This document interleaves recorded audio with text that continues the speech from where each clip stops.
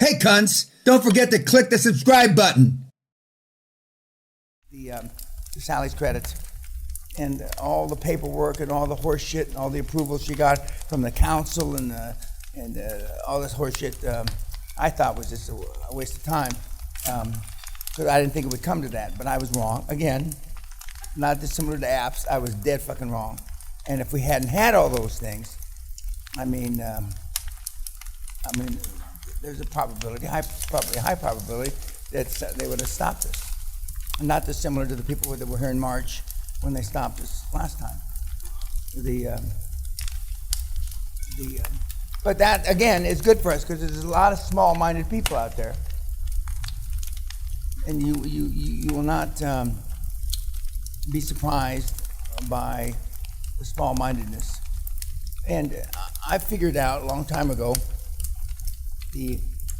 mostly it's based on jealousy. Not all.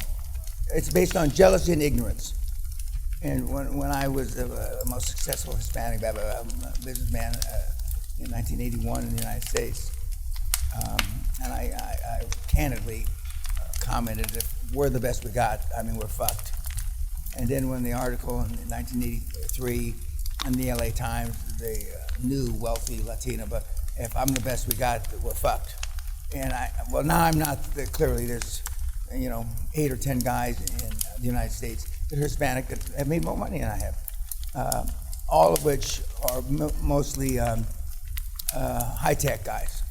But there's a lot of jealousy. There just is. Some of you haven't experienced it yet. Most of you haven't, because as you attain more success and you attain more notoriety, I mean, they crawl out of the walls. But there, for everybody in this room, there's somebody that would like not to be successful. At least one, if not more. And over the 27 and a half years I've experienced kids like yourself, that's why there's only about 20% of the kids up there. Because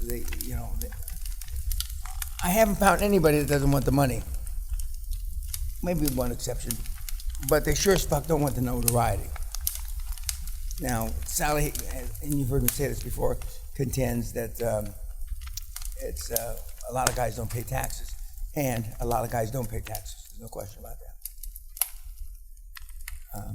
But that's not my challenge. That's your challenge. We pay taxes. I pay taxes in the UK, and I pay taxes in the US. And there used to be, 25, 30 years ago, there was some favorable tax treaties that maybe I made 3% or 5%, but those treaties are gone. So there's no benefit for me. I just pay the taxes. In the infamous words of Bunker Hunt, if you're worried about paying taxes, Danny, you're not making enough fucking money. And I really believe that. So I don't worry about the taxes. And I try not to worry about the expenses. You dropped something there on the floor. I try not to worry about the expenses of the estate because they're astronomical. And I just keep motoring on. Now, we're not sure when the next seminar is going to be. Depends. The lockdown here in Scotland ends the 18th of January. So we'll see. And but I predict the next wave, and we may be, as was alluded to by Dr. Fauci, we may be in lockdown all next year. Now just think about what that's going to do to business. For us, I mean, the motivated sellers are going to be chasing you, well, to the extent they can get out of the lockdown, they're going to be chasing you down the street. But the devastation it's going to do to the worldwide economy is pretty horrific. But don't focus on that. Just focus how it's going to benefit you, and it will. But the worse things get, the more jealousy there's going to be. The worse things get. Yes, sir.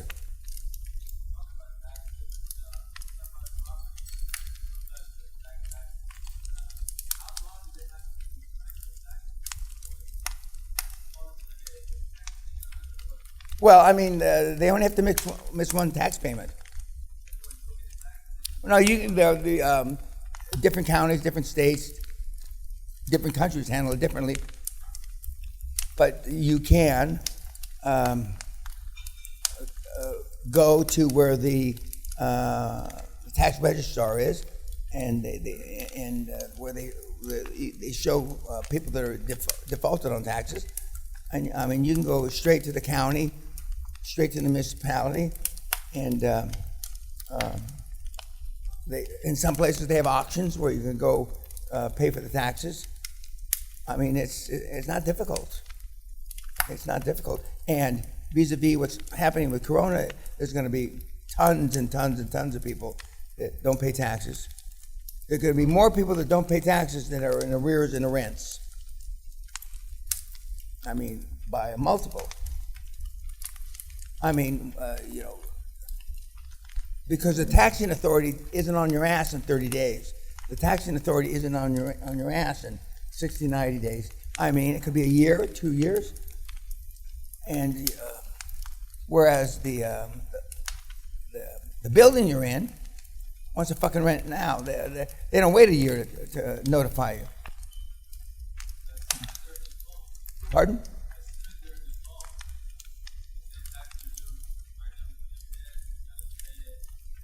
Well, there's city taxes, state taxes.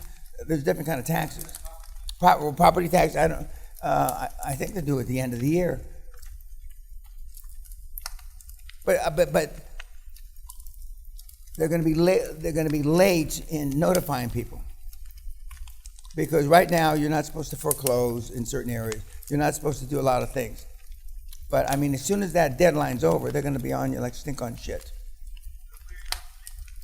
No, I understand. No, I understand it. But a seller that has got 2 years arrears in taxes is going to be double motivated to sell. It's not the fact that we're flipping anything, but not only has half of the people in his, but cash flow's got to cover debt service, half the people in his assisted living are dead, and he hasn't paid taxes, and so he's going to be that much more motivated. And to the extent that,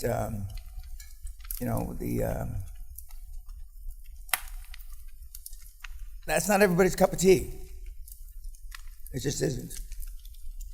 But if it is your cup of tea, it's like shooting fish in a barrel.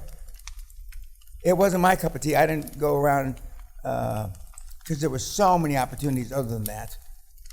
But I certainly know how to do it, and I certainly have mentees that have gotten rich doing it, because it's but it's the bottom feeder mentality. The bottom feeder mentality. But there's nothing against the law about being a bottom feeder. There's nothing against the law. You may not, it may not bode well with you on a moral basis, admit it, but it's certainly not against the law. And there's certainly countless people that have done it. There's countless people who have done it. But just because countless people have done it doesn't make it right. I'm not saying that. But the point is that you certainly won't be held in low esteem by the bank. You may be counted as low esteem by your wife or your mother, but not by the bank. Well, okay. Talk cheap. We'll see.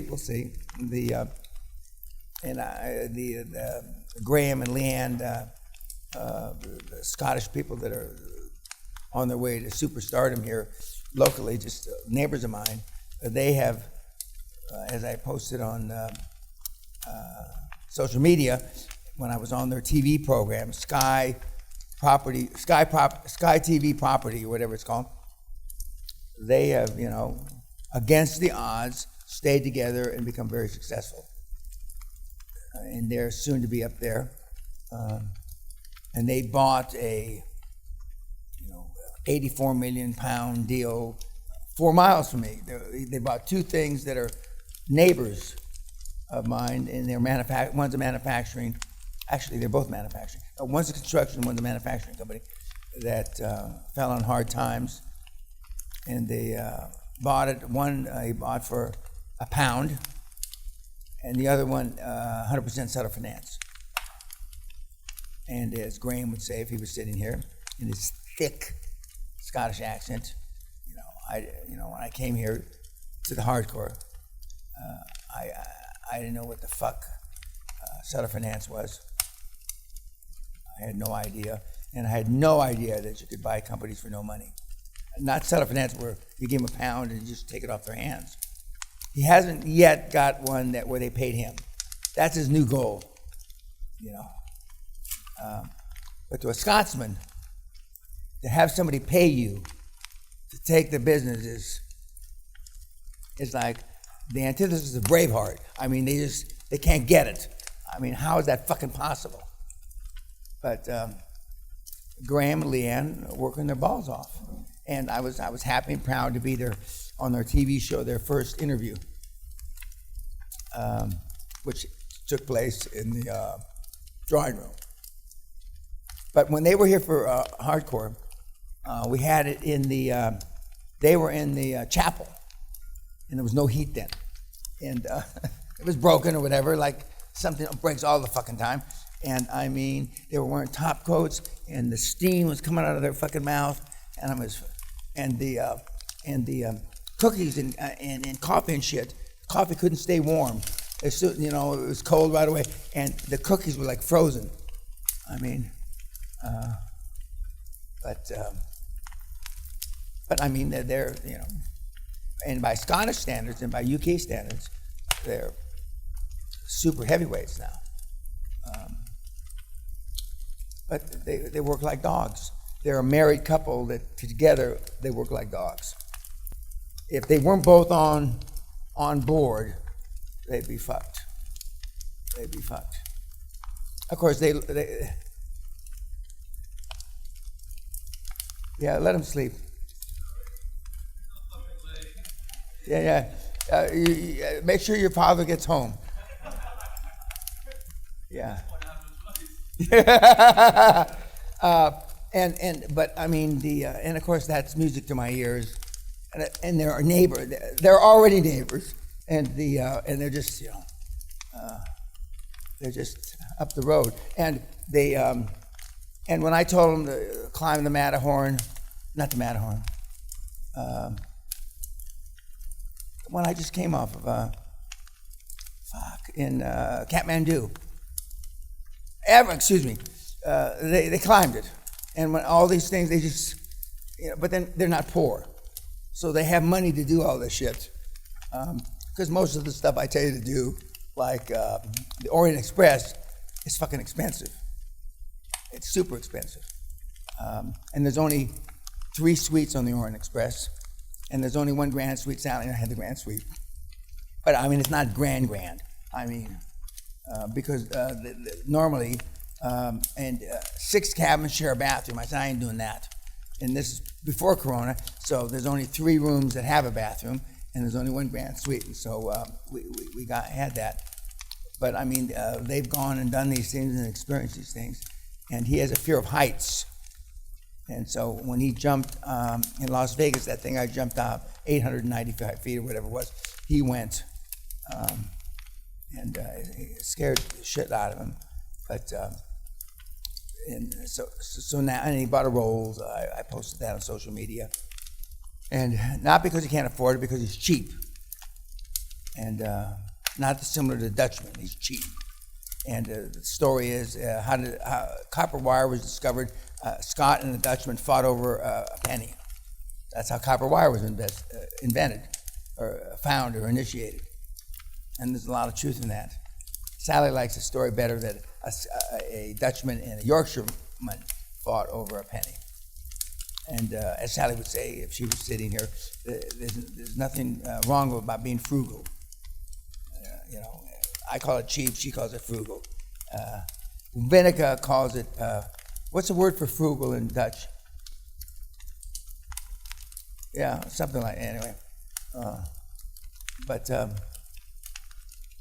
But I mean, it's like I'm on my 2nd generation of kids now, because the guys that I trained up in the 90s, their kids are coming to the seminar, and it's very gratifying. I'm looking forward, and I I tell our children, we've got two grandkids that I'm not, and they're only 1.5 and 4.5, and it's not likely I'm going to be coaching when the 1.5 one is 18 or 20. But as you saw on social media, he wears a little T-shirt around, future icon, and he doesn't know what that means. But his 4.5, 5-year-old sister kind of does, and his 4.5-year-old sister is reading Art of War for babies. And guys, I'm telling you, self-esteem is built the first 7 or 8 years. It just is. And the Art of War for, and I think it's for dummies. Art of War for Dummies, I think it was called. And and you can't start too early. And Barron Trump, I've never met, but I mean, it's hard to imagine that he won't be a high-performance speaker. Now, some of the kids get on drugs, die, overdose, and shit like that. And I've had some friends, unfortunately, that lost their kids to that. But it's not likely. It's almost impossible to think that Barron Trump will be anything but a super high performance. And even though you might not like the Trump kids, they're all high performance kids. They're all high performance. Whether they deserve to be executive vice presidents in the Trump organization is another story. I don't know. But they're all pretty sharp. Are they Elon Musk's? Are they Jeff's? Are they Bill Gates? I don't know. But they're all pretty goddamn sharp. Whereas most of the kids, that ilk, aren't that sharp. And of course, it is a benefit to be raised in that organization. Whereas our kids, we've given them no money.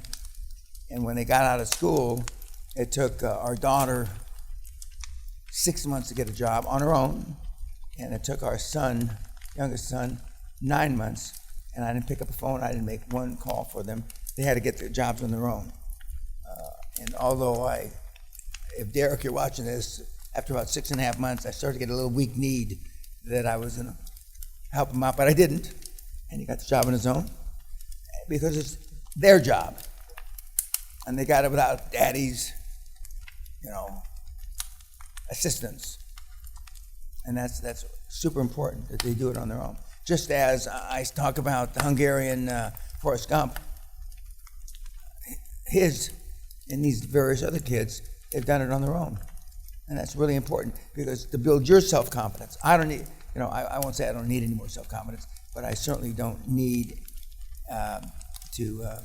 any more experience vis-a-vis that. And that's why I make sure, especially when I'm chairman, notwithstanding I'm chairman, I'm certainly not helping them any more than the regular kids that go through the seminar. Question?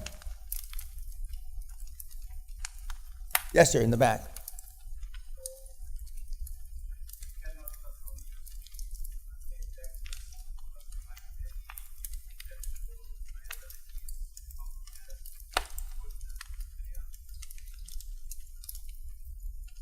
Well, I mean, if they haven't paid their taxes, they're not going to pay you to take over the company.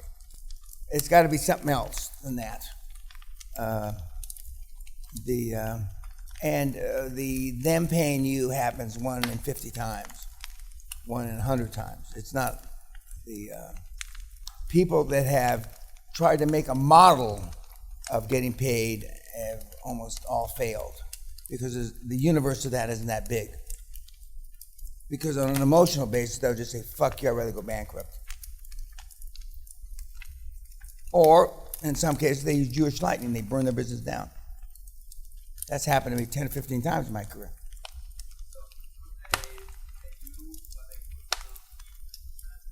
No. Why would they do that? No, yeah, well you're unknown. Now, when you're Sam Zell, yes. when you're, you or virtually anybody in this room, probably other than me, what's the upside for them? There is no upside. It's better to go BK, bankrupt. And there are benefits to going bankrupt. The bankruptcy laws are pretty liberal. And they vary from country to country. But I mean, and rightly or wrongly, the bankruptcy laws are there to protect the you, not the creditors, which I think is ass backwards. But anyway, that's just me. I mean, they're there to protect the kid that's gone bankrupt. And and then in 7 years, you can do it again. In most countries, the average is 7 years, and then you clean the slate, and you can do it again. But pardon? Yeah, and but I mean, if they have no alternative, normally if they're up against the wall, they have no money to pay you anyway. They have no money to pay you anyway. And and many people, businessmen, well, fuck, I would rather take the thing down the toilet. And it's hard. By that time, they've already drawn their letter of credit down, line of credit. By that time, they've already drained their working capital. By that time, they've already had second and third liens on the assets they have. And there's nothing to pay you with. I've been paid by rich guys that had an asset but I mean, they were rich. They weren't up against the wall like that. There was a tax benefit or some kind of benefit where and they're not going to do it for 15, 20, 50 grand, hundreds of thousands of dollars, in a couple of cases, millions of dollars. But they had money. They weren't up against the wall. But the guys that you're hanging with have no fucking money. The guys you're chilling with, your mates, other than calling you on New Year's Eve to bail them out of jail, you're not going to get those calls. And then again, you are who you hang around with. And if the seminar does anything for anybody that's ever come to it, especially the hardcore, you are the average of the 5 dipshits that are your mates. And in some cases, unfortunately, it's some of your relatives, which are real dipshits. I mean, I'm not going to do it, but just think of the 5 guys you spend most of your time with. It's embarrassing. It's embarrassing. The worse the worldwide economy gets, the better it is for us. The worse.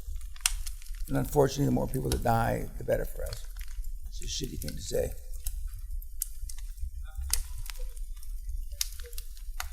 Correct. Now, whenever, I don't know who's going to have the balls enough to pop the bubble, but when the deficit in America, somebody bellies up to the bar and wants to rectify that. I mean, you know that thing I have on my website where the guy's grabbing onto the toilet seat because he's drowning and he's going down that's what it's going to be like. Well, if nobody decides to do it, ultimately, then we're going to have hyperinflation like they did in Germany and shit like that. I don't know if it's going to be 50 years, 70 years. Someday, if you continue to print money endlessly, it becomes worthless. I mean, several economies over the centuries have proven that.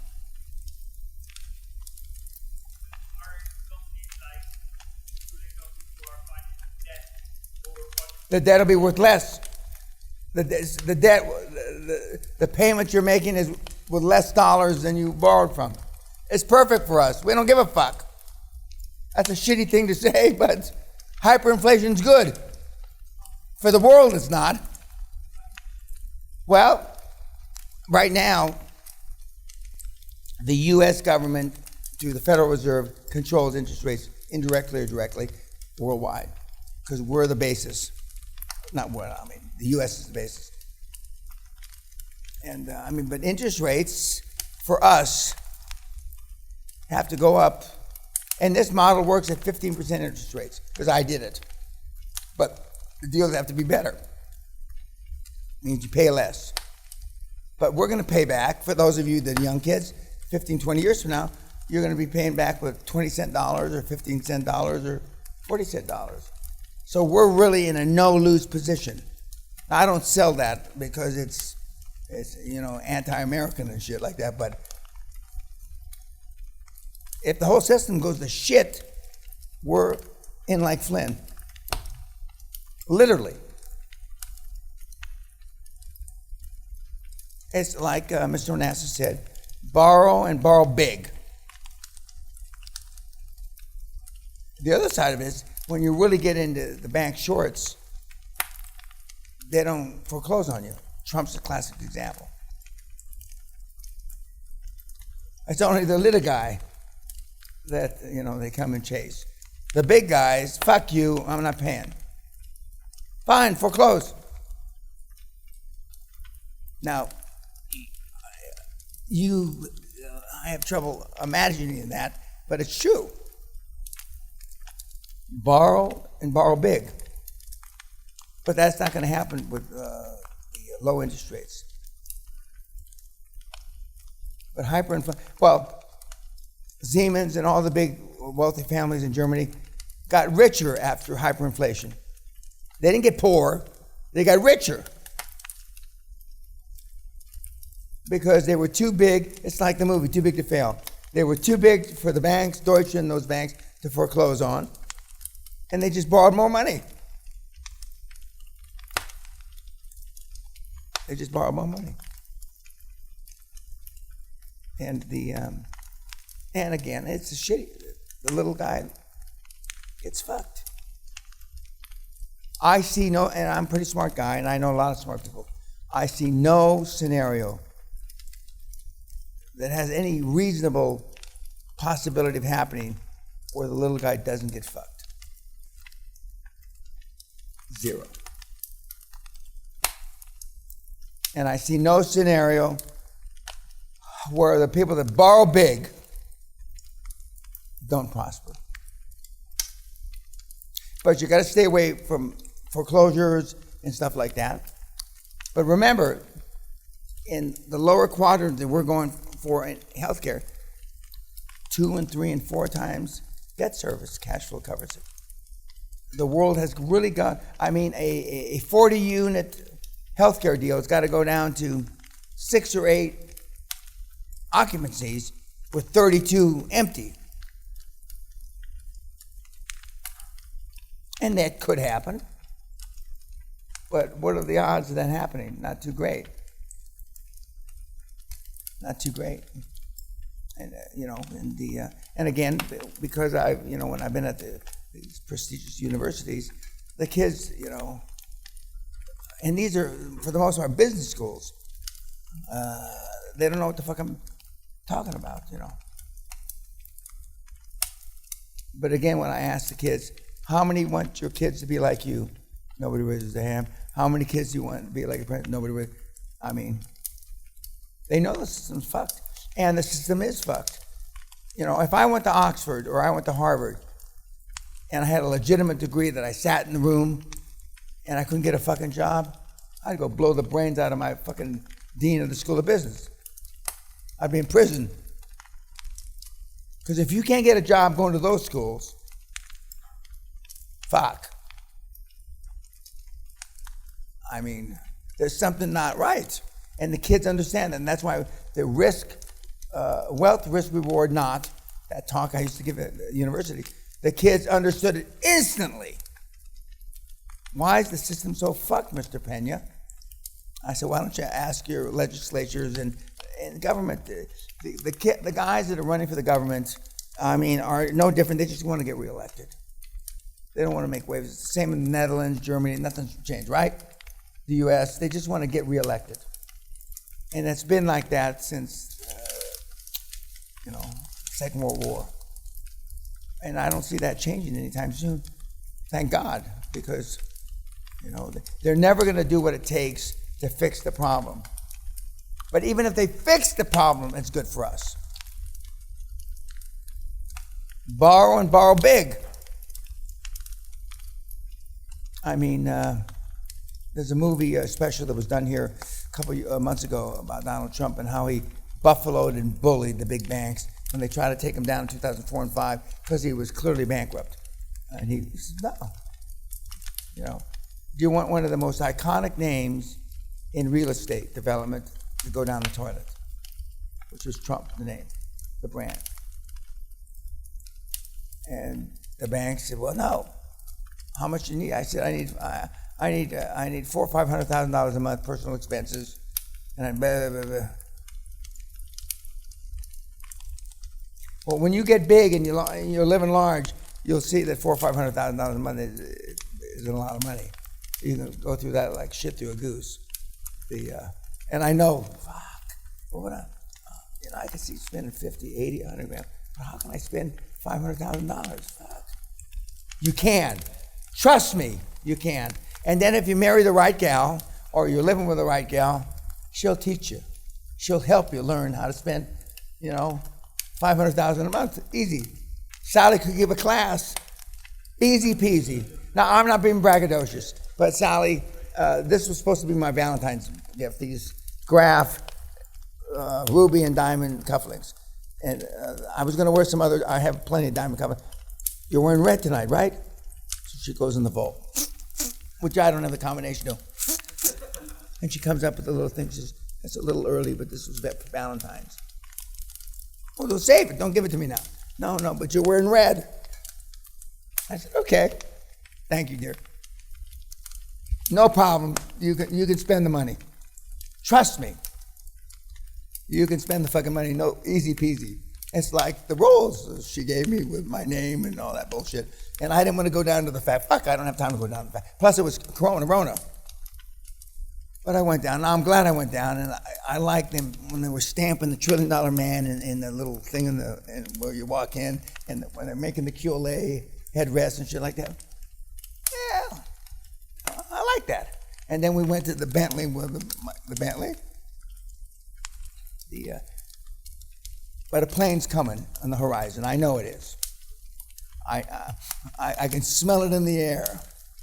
Well, at your age, I mean, I love it. You shouldn't have to stand in lines and shit like this. And it's, yes, sir.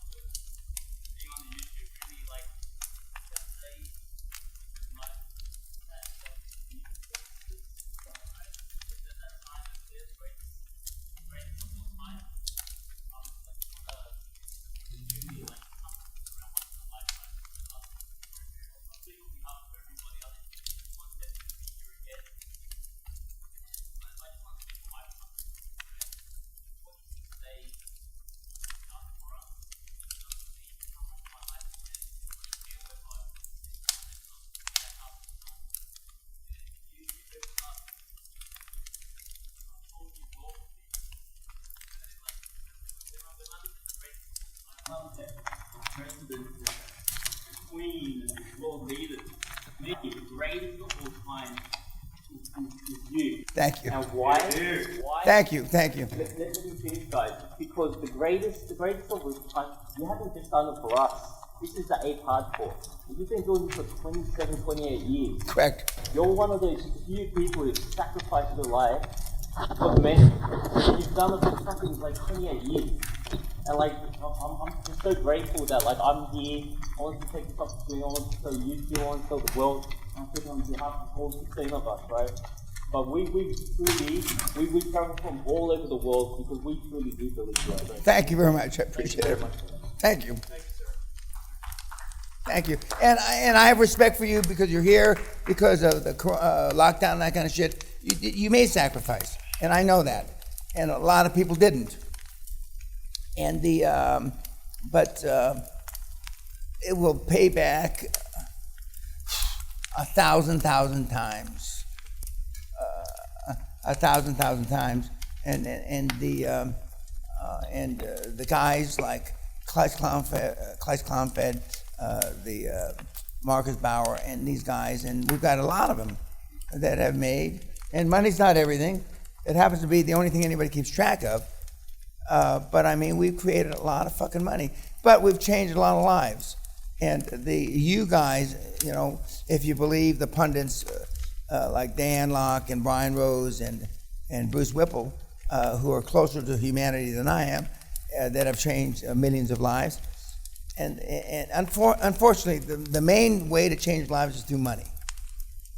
Through money and what you do with it. And fortunately, I have a lot of mentees that have done a lot of super things with their money. I've got a few pricks that have stolen the money.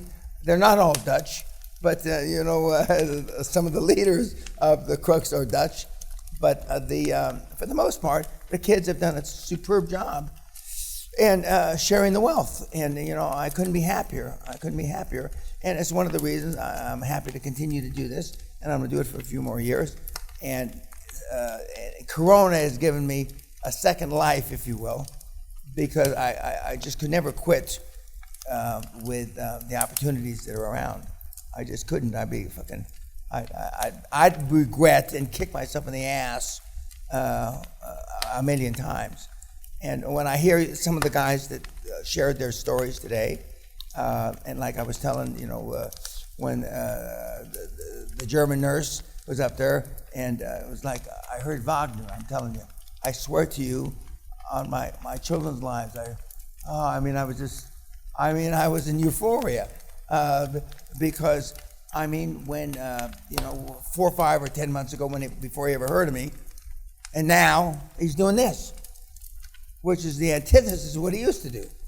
And I see other people do this, and when I see David belly up to the bar and going to buy a castle that's be my neighbor, I mean, it's like I'm in the fucking Twilight Zone, and I can't begin to tell you how happy it makes me, and it's not that easy to make me happy, as Sally would tell you, and your other guys are in different degrees of happiness, and your happiness and creating a new life for yourself, and a very different life than you've been used to, is just, you know, it's euphoria to me. I mean, it makes me feel good, and not that much makes me feel good at my age, but I mean, it's given me a second, maybe a third life, and you know, I'm here for a few more years.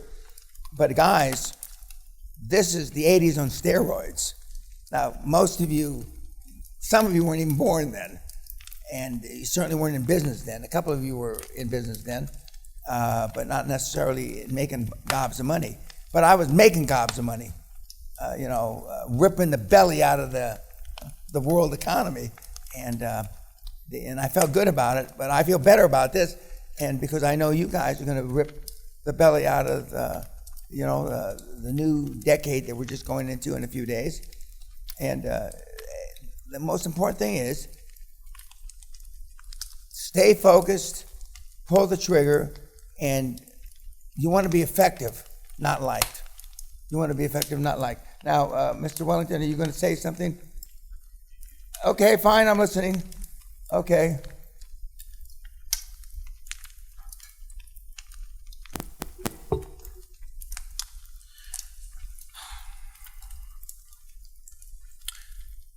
Gents, Mr. Peña, what a wonderful week.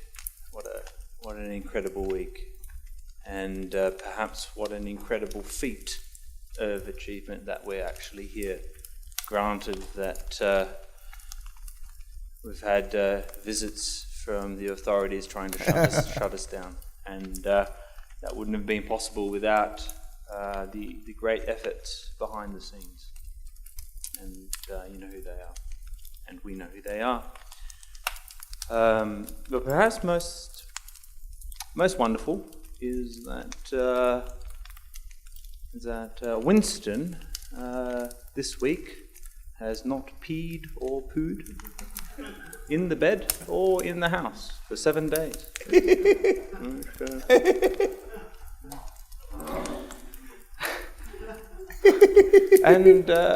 And of course, it's just been a marvel. It's just been a marvel to see the different personalities, from the sophistication of Ed, the determination of the Germans, and the calmness of Ebby over the last couple of days, as we can see. to be truthful, it's been good to see him enjoy his nightly nap in front of the homework. A little nighty night for our friend. I can't imagine a more important person at the moment in our lives than Dan. I really can't, and I can't find a more truthful person these days than Dan. And truth is a very strange and funny thing that I guess perhaps some of you know who Dr. Peterson is. He's very lucky to have survived a severe case of addiction and went through a rehab in Russia, and he's a gem, an intellectual gem, particularly because this is an all-male group. He's highlighted the lack of fatherhood, and we ask ourselves, what does fatherhood mean to us as gents? And we also talk about, and we also note, what does manhood mean? And we've been losing a battle for a long time. And it's been interesting. It's quite ironic that Mr. Peña has had the courage to be able to sometimes heavy words are required, violence is required, sometimes volume is required. And there's a kind of dark humour. I remember a Billy Connolly joke from years ago. Some of you may know Billy Connolly, a native of Scotland, a great comedian. And he says a story, and he has wonderful stories to tell. He's a really wonderful storyteller, and he says a story about a young boy who was unfortunately in a wheelchair, and his father came up to Billy. Now, you can imagine Billy's famous and doesn't want to talk to people too much outside of when he's doing his shows. And this old man comes up to him and says, it was on a pier. He's on a pier on the seaside, and he's just trying to get a bit of alone time. And he says, Mr. Connolly, I'm so sorry, but my... And he says, yeah, no, it's all right. What is it? He says, oh, well, my son's a big fan. My son's a big fan. He thinks you're great. He says, oh, okay, well, thanks, And he says, oh, well, look, would you mind, Mr. Connolly? Look, my son's asking me, he's not well, he's not well. Would you mind? He's asked me, would you mind telling him to fuck off? Yeah, no problem. No, I'll tell him to fuck off, And so he brings the boy up with the wheelchair. And so he comes up to Billy Connolly, and Billy Connolly says, yeah, all right, fuck off. And the kid's like, oh, yeah, that's great. And it's interesting being insulted by Dan. And it's put a little bit of meaning to those. We understand what he means. You know the words. If we were all at war, we'd be dead. Right? And we are all right. And so, but we understand that. And it's part of a wisdom. It's a part of an old wisdom. It's a part of a code. It's not PC, and it's not accepted over the last 50 odd years. And so, when I look at when I look at Dan's 75, COVID is not off our minds, and but Dan's life has been instructive, and he's taught us how to grow with honour and bravery and tenacity. Here we find ourselves standing on a land which is owned by a clan which is fittingly, its motto is Sto Pro Veritate, which translates to I stand for truth. Correct. And it's quite touching because to come to the hardcore assumes that we'll all be very successful. It's very difficult not to be successful now. You can run, but you can't hide. But what I would say, what is so important and a part of the QLA method and a part of the QLA lifestyle and access is that there's an element of wisdom that we have amongst us. If we're at war, yes, perhaps we'd be all dead, granted our previous actions.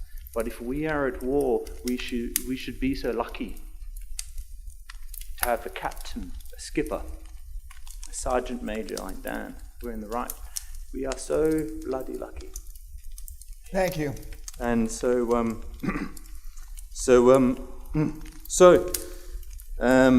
granted there'll be obstacles that we shall meet with courage. That I would like to wish Dan many more years of lusty health. And may the strength of an ox and the tongue of the gods protect him and his family, and that many more years of QLA mentorship, and may he reign as the best in the world. And granted, we all have our goals, but I do look forward to seeing Mr. Peña being appointed as the second American Prime Minister of the UK on his 80th.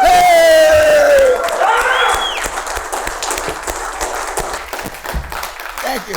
Thank you very much. Thank you. Thank you. You better watch out for your father here.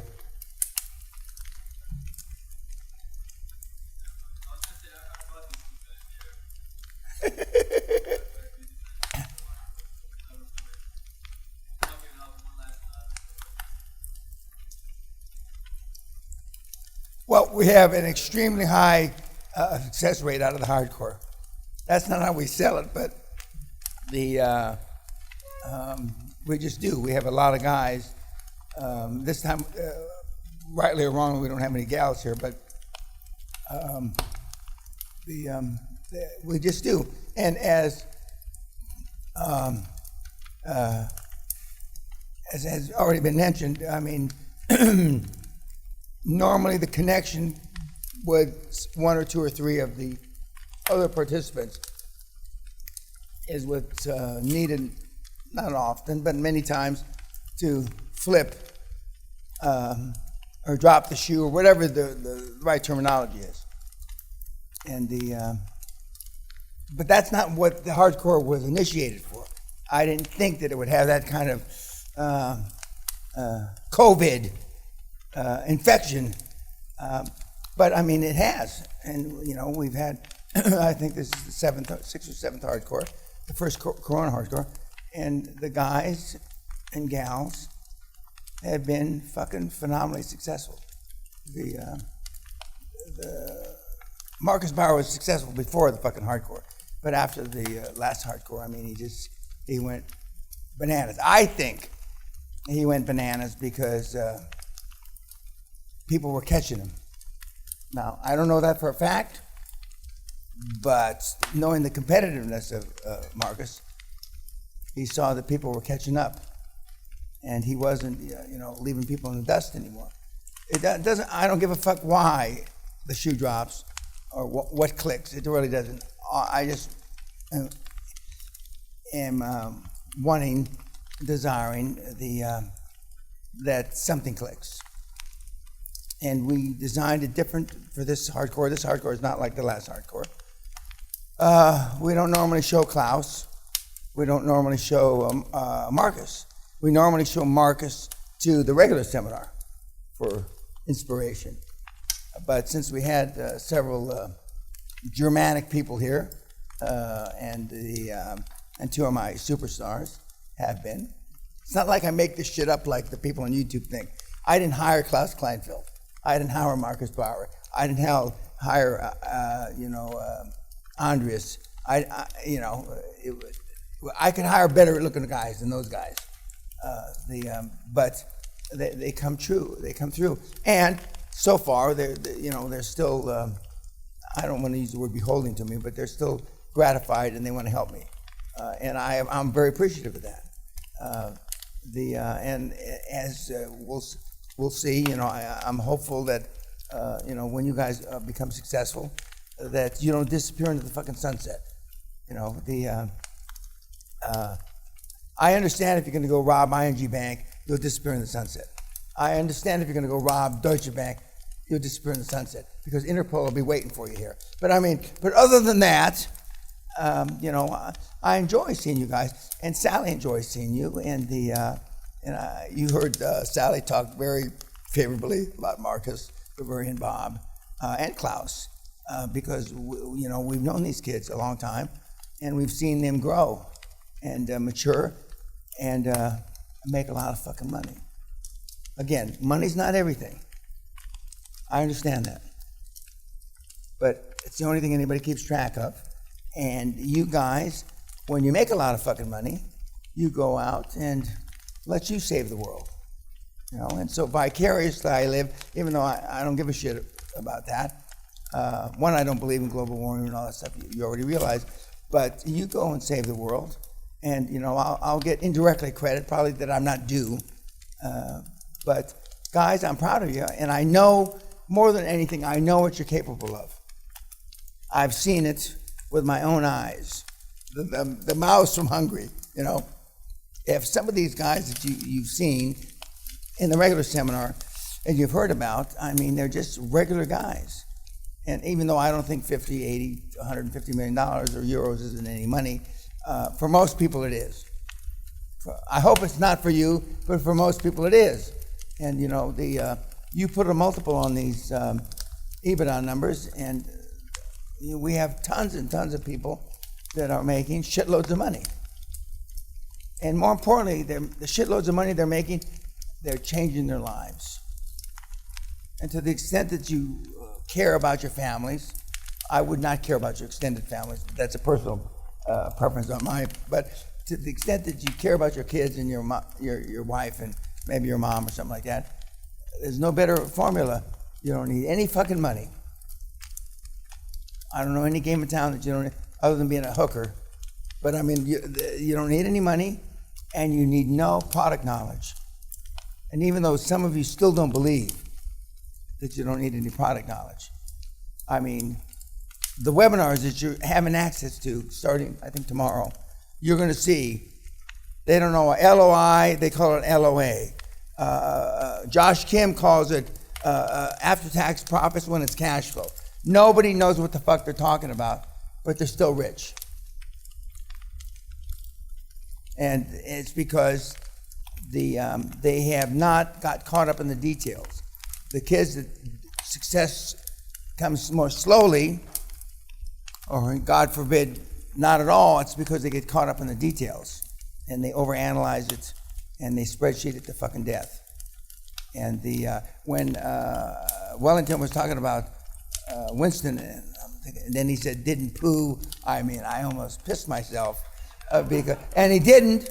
And Sally is happy as fucking Larry because he's gotten through it. I don't know how long it took you to potty train you out in the bush, but 10 days is pretty fucking fast. And I doubt if you got potty trained that quickly. But guys, I really appreciate it, and thank you very much.